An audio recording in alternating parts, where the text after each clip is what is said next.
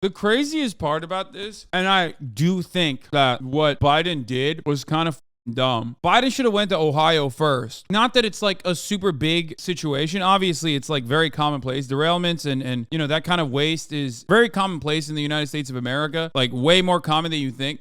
But the fact that the Democratic Party is completely given up on anything happening domestically, and then Biden going to Ukraine while Donald Trump goes to Ohio actually sets a awful narrative that the Republicans, who don't give a shit about war and will totally keep arming Ukraine and arm everybody else, will weaponize. The optics of that is so abysmal. It blows my mind. Go to Ukraine. That's fine. But go after you went to Ohio first or some shit, dog. What the fuck are you doing? Kyiv trip was planned months in advance, Stanley. I don't give a fuck. What do you mean? You can't, brother. Ohio is in your backyard. You couldn't like make one stop. Even if you're gonna go to Kyiv, that's fine, but like you couldn't go to Ohio once. Let's be honest, he will instantly die the second he steps foot in Ohio. It's true, probably. That shit is crazy to me. That is crazy to me. He did multiple stops. He did multiple stops in middle America and never actually even like just went over there to be like, oh, we're gonna do everything we can to stop this deregulation, Jack. You know what I mean? It's been a fucking month. Like you could have gone to Ohio on accident in that process. He's the president, he's busy and shit. Man, shut up. That's fucking bullshit, okay? It's optics. Do you not want to fucking win? It's so dumb. The idea that like Ohio government declining aid and didn't declare emergency, like then use it. Use it as a talking point to be like, I want to go to Ohio.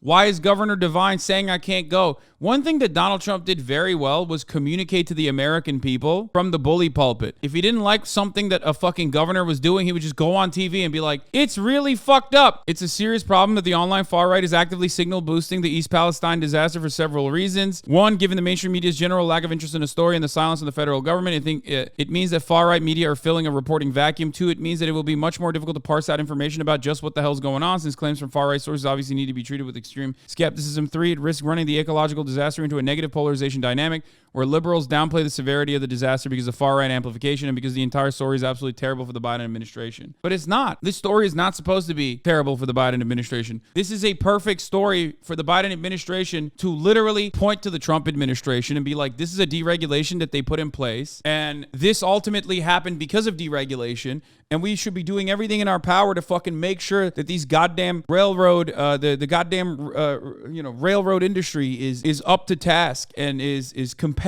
with the fucking rest of the planet, with the rest of the developed world. And that's really frustrating. It's really, really fucking annoying watching this. It is a gigantic permanent L, yet another L. Biden looks bad because he shut down the union protests and then this happened. Brother, that Biden looks bad to us. Biden looks bad to the thousands of railroad workers that are in unions. But nobody gives a fuck about the unions in America, okay? This community sees that and recognizes that and gets mad. But you think fucking liberals give a shit? You think the average normies give a shit about the union demands made? No, they don't fucking know about that. They don't even care. No one gives a shit, unfortunately, which they should. What I'm talking about isn't even from a leftist perspective. What I'm talking about isn't from a socialist perspective. What I'm talking about is an argument that Democratic consultants should be making. Like liberals within the Democratic Party that get paid by the Democratic Party should be constantly talking about the top of the hour ad break, which comes at the top of the hour and sometimes 13 minutes in to the top of the hour. It's just mind-boggling to see the Democratic Party take this insane fucking L that they did not need to take in this regard, okay? It doesn't even make sense from a politics point of view. It doesn't make sense from a policy point of view. I don't even expect them to do good policy, though. But I at least sometimes expect them to take advantage of a shitty situation that was given to them. And yet, you know, they're not even doing that. They're not even doing that. They failed. They flubbed again. They're the controlled opposition party. Here, meanwhile, you know, another fucking train has derailed in Nebraska this time. A dozen cars are off track and a hazmat team has been sent to the site. The train is run by Union Pacific, and this is reportedly the third derailment at this exact same spot in the last 6 months. Again, I don't have a problem with like the derailment watch that's going on, especially because if this is one way for everyone to fucking understand, and that's what More Perfect Union is doing well, this is a good way to just really hammer in the fucking truth, okay? That the reason why these derailments happen, the reason why they're so frequent is because of deregulation, and no one gives a fuck. What is this? Fox News News is now positioning Biden's show of support for Ukraine as a direct affront to those affected by the train derailment in Ohio. There's a narrative being planted here. Watch how support for Ukraine is framed as incompatible with U.S. national interests. The same narrative about support for Ukraine is being planted in Canada too. But what are libs doing? Like, this is not, it's not wrong. This is literally true too. There's truth to this sentiment that, like, what would you expect from a bunch of people who live in Ohio when they fucking sit around and think like, oh, the American government cares more about the military industrial complex's contracts that they're going to get than they do about like people living here in fucking Ohio. This is not a narrative that is that hard to fucking set.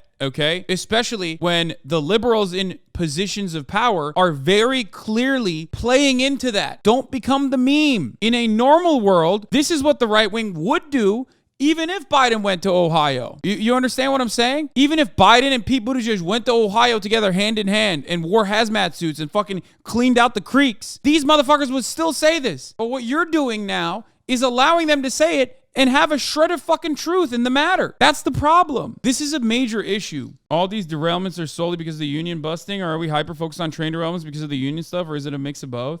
No, we're hyper-focused on the train derailments, even though it happens all the fucking time. If you're a train watcher, you know this already. Train derailments and other kinds of toxic hazardous waste are spilled all the fucking time, whether it be inside of a processing facility, whether it's be inside of a plant that explodes for some reason, whether it be inside of trucking logistics, and certainly within trains, okay? Our infrastructure is crumbling. Nobody gives a shit. Companies are constantly trying to cut corners. A big part of that corner cutting is safety deregulation. That happens all the fucking time. It happens regularly. The reason why we're hyper-focusing on it now is because Ohio was very public and it blew up on TikTok. And a lot of people could see the fucking smoke from goddamn Pennsylvania. There was a movie about it. Some of the people that were in the fucking town literally were extras in the movie that came out right before it happened. It's a thing that happens all the time, but everyone is now hyper-focused on it because independent media started picking it up and covering it, myself included. And then everyone was like, why the fuck is mainstream media not talking about this? This seems like a big deal. Because it is a big deal. In the grand scheme of things, though, as I've tried to explain to everyone time and time again, as far as like PFAS contamination, as far as the regular toxic materials being dumped into your natural water supply that hopefully gets diluted, that is a constant, and that is an ever-present danger. That poses a risk for your lives every fucking day. So people in positions of power recognize that, understand it, and that's why they don't take shit like this as seriously as the normie does, because this is tangible. Ohio is a tangible thing that you can see in front of your eyes. PFAS contamination in the natural in the water supply is not. It's invisible, but of course, cancer clusters that come as a consequence of this, or many other toxic wastes and controlled demolitions that occur in the aftermath of train derailments. That stuff, if it goes unnoticed, will only lead to cancer clusters 10 years down the fucking line. So you don't even think about it. It's an afterthought. If you're lucky, maybe you'll get like some kind of payout if you survive your cancer, or you get the company to pay for your cancer treatment if you're lucky. That's not even a guarantee. What I was trying to explain to you guys over and over again is it's the same. If you wanna make this like more personal, this story and the Scorpion unit that killed Tyree Nichols are the exact same story. Here is how. People tried to differentiate the Scorpion unit and the gross, inhumane, violent actions against Tyree Nichols as an abhorrent scar on the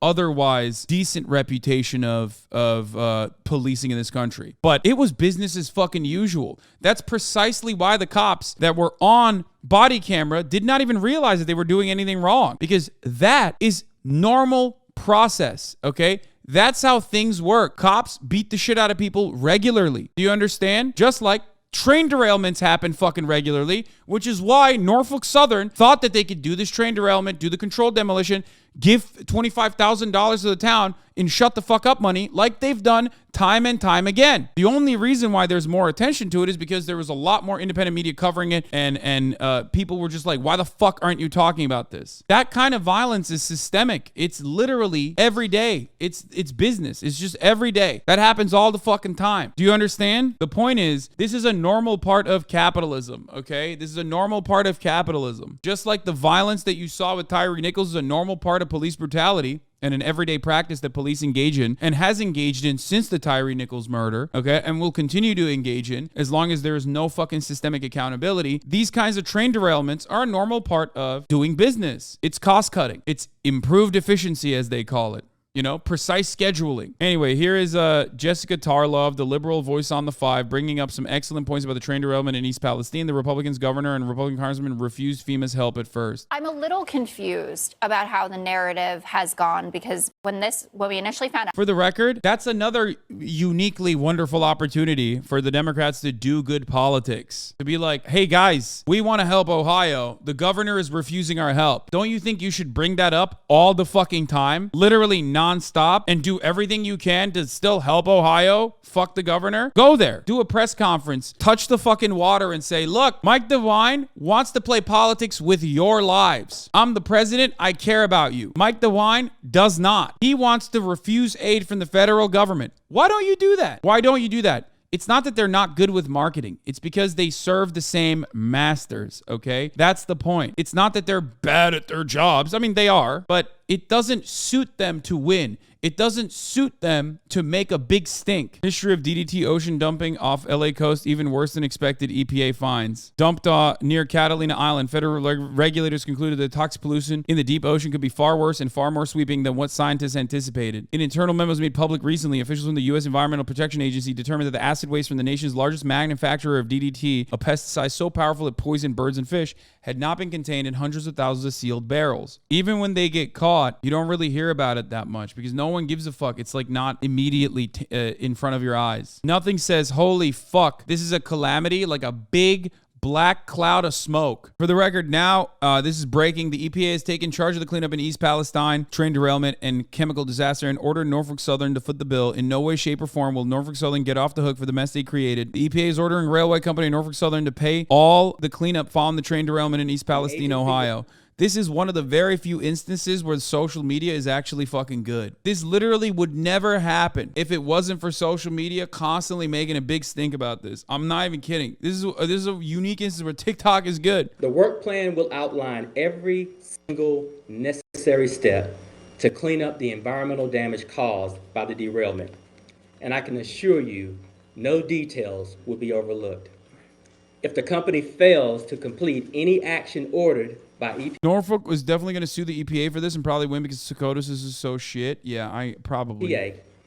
The agency will immediately step in, conduct the work ourselves, and then force Norfolk Southern to pay triple in cost accordance to the powers granted by my agency.